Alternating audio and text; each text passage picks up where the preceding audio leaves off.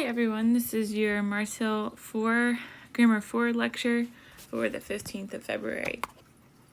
Okay, we're still in the thick of it with the grammar, and this week we're learning another verbal noun. So, in lesson 21, the gerund is a verbal noun.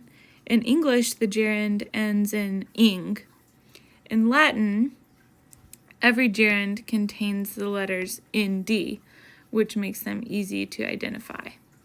So the gerund always has nd in it.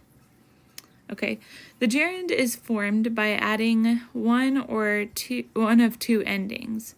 Nd, that is ndi, to the present stem of first and second conjugation verbs, and nd to the present system of third io, and fourth conjugation verbs. So if we look at our forms here, the present stem for amo is ama, and we add nd to it. For moneo, we have monendi, and then for rego, copio, and audio, we have stems reg changes to regendi, copy changes to copiendi, and audi changes to audiendi. The gerund is a neuter noun, and it has no nominative form. That's important. It has no nominative, and is declined only in the singular. Its declension is identical to the second declension, so that makes it easy to memorize. As a verb, a gerund may take a direct object, so that's also important to memorize. Here's an example sentence. Ut cor meum in amando Christum ardeat. The little note tells you that this is adapted from a 13th century hymn, Stabat Mater. And that means that my heart may burn in loving Christ.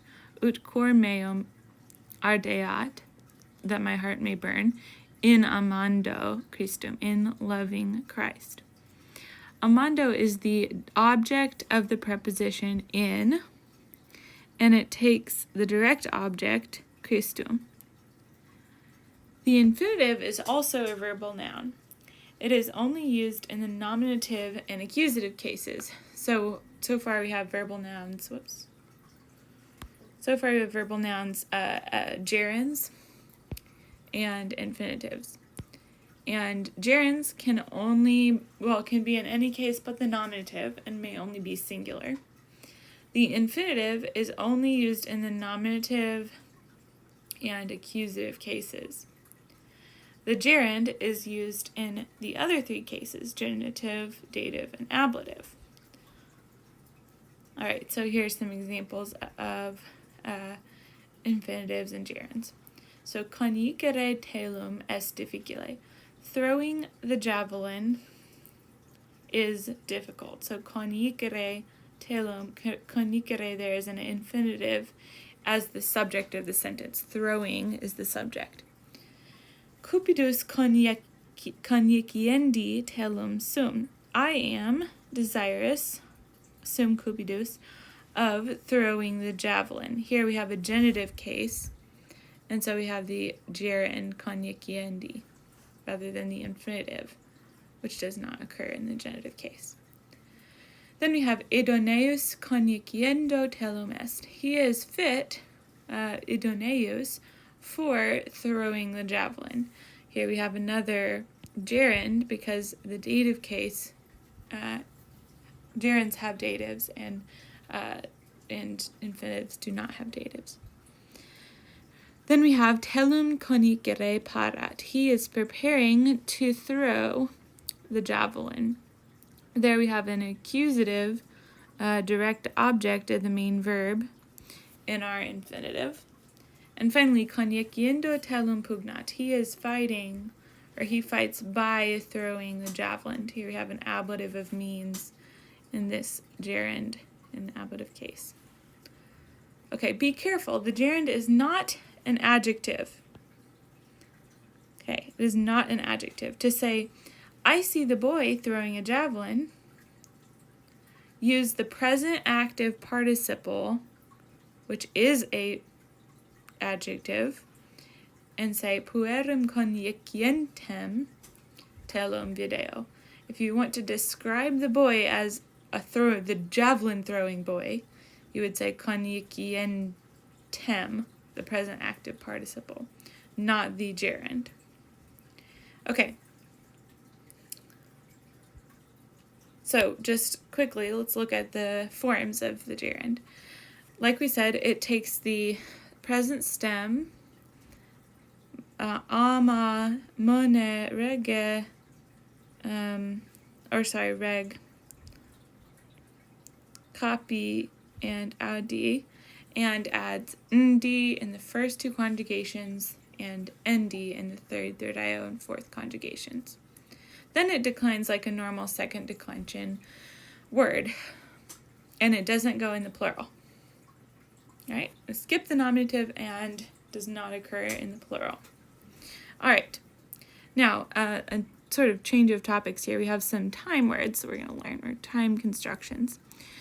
You want to use the ablative without a preposition to say at what time something happens. So ablative without a preposition is an expression of time when. This is normally what it's called, time at which, or time when. So proximo die ad urbem ambulabo. On the next day I will walk to the city. Or bella eo tempore garabantur. Wars were being waged, bella garabantur, eo tempore, at that time. So this is an ablative. We would call this the ablative of time when. Time when, or at which. Then we have the ablative without a preposition, which also shows, or could show, the time within which. So this is ablative of time within which. Within which. Okay, so let's give some examples. Duabos horis pervenerunt. They arrived within 2 hours. Okay, as a contrast, even though they have the same construction, we can see secunda ora pervenerunt. Naturally, we would translate that, they arrived at the second hour, rather than within the second hour. Another example, quatuor diebus veniet. He will come within 4 days. This is time within which. And quarto dea veniet. He will come on the 4th day. So you have to tell by context which construction you're dealing with among these two, or between these two. Okay, now we have also an accusative construction. So the accusative without a preposition, you can use to say for how long. So duration. This would be called an ablative of duration. Duration. So, for example, 3 horas laboravimus. We worked for 3 hours. Or 8 dies navigabant. They were sailing for 8 days. Okay, so here we have ablative of time when, ablative of time within which, and ablative of I said ablative. That's a mistake. I meant to say accusative. So accusative of duration. All right, next, distance. Here's a construction used in distance. So accusative without a preposition can show how far someone or something went. So, for example, puer viginti pedes ambulavit. The boy walked viginti pedes, 20 feet. And so you can use an accusative to show how far someone traveled or went. Okay, finally some phrases we use in Latin. Use mille with the plural of passus to say mile. literally 1,000 paces. So mille passus iter fecerunt. They marched, iter fecerunt, a mile, mille passus. On the other hand, you use milia with passuum, the genitive plural of passus, to say miles, literally thousands of paces. So quinque milia passuum iter fecerunt. They marched 5 miles. Okay, quomodo means how, which means in what manner. Quo modo, in which way, literally. Quam means how, in other words, to what degree. And context will distinguish quam, how, from quam, than. So quam longum est valum, how long is the wall? In other cases, with an ablative, you would see quam being a comparative word, or a word introducing a comparison. And we can do some examples and translation of that. All right, so that's your lesson. Again, another dense grammar lesson. I just wanted to let you know. So technically, your next recitation is on March 15th, and that was supposed to be the 4th eclogue. I've decided to put that off.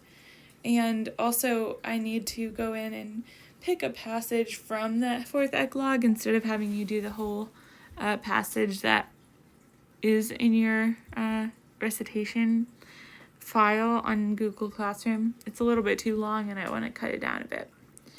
But you can start working at the beginning of it if you haven't already. Start memorizing from the beginning of that passage, and I will cut it off at some point here pretty soon. So there will be a new date further along than March 15th, and I haven't decided what that date is yet. Also, please make sure you get your Lesson 18 quizzes and worksheets uploaded to Google Classroom by tomorrow night for credit. If you have any trouble doing that, let me know, and please make sure that you actually click upload as well as submit, because if you just press submit assignment, I won't be able to see and grade your work. All right, and that is it for today. God bless you.